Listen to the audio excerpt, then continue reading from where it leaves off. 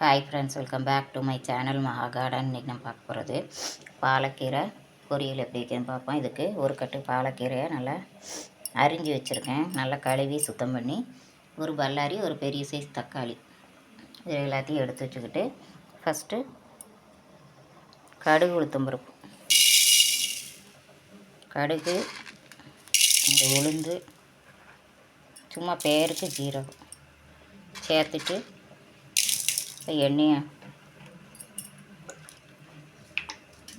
எண்ணெயை விட்டு கடுகு வெடிக்க விடும்.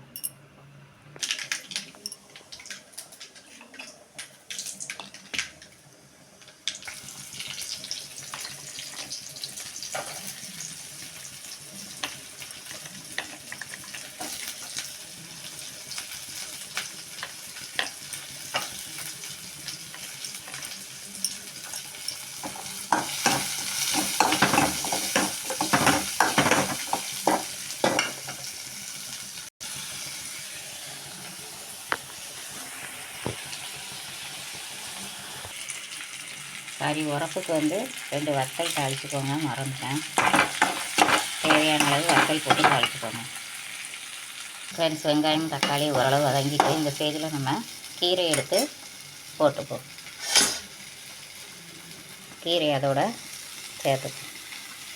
எவ்வளோ க்ரீனிஷாக இருக்குது பாருங்கள்.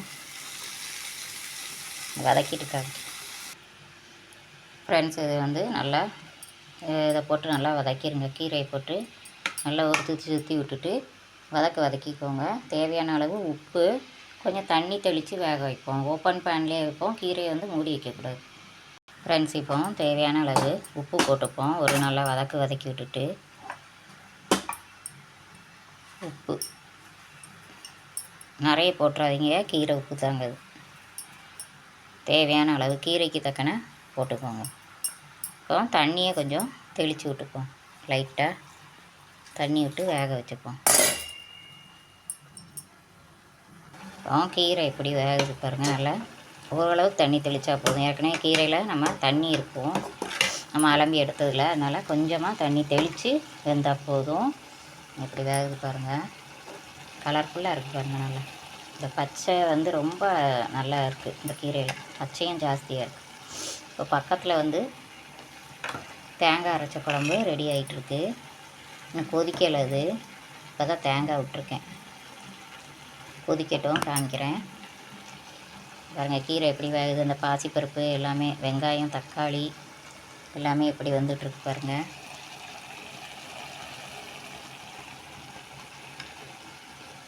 பக்கத்தில் கொண்டு போனால் கொஞ்சம் ஆவி அடிக்குது.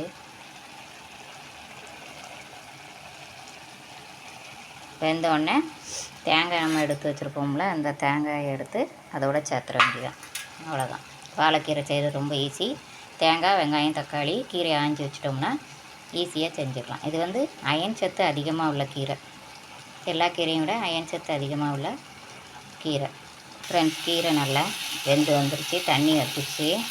இந்த ஸ்டேஜில் நம்ம திருவி வச்சுருக்கிற தேங்காயை அதோட சேர்த்துக்கணும்.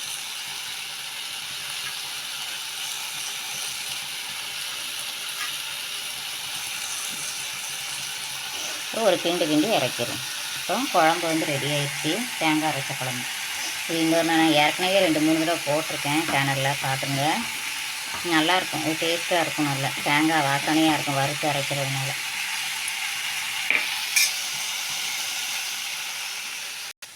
ஒரு கட்டு கீரை 2 பேருக்கு தான் காணும். எப்படி சுருண்டுச்சு பாருங்கள். வதங்கினோன்னா ரொம்ப கொஞ்சமாக ஆயிடுச்சு. அதனால் 2 கட்டு கீரை செஞ்சால் ஒரு 4 பேர் சாப்பிட்லாம். இப்போ முடிஞ்சது சுவையான பாலக்கீரை பொரியல் ரெடி. நீங்களும் ட்ரை பண்ணி பாருங்கள். இந்த வீடியோ பிடிச்சிருந்தால் லைக் பண்ணுங்கள், ஷேர் பண்ணுங்கள், கமெண்ட் பண்ணுங்கள். என்னோடய சேனலை மறக்காமல் சப்ஸ்கிரைப் பண்ணி பாருங்கள். Okay, thank you. Happy cooking.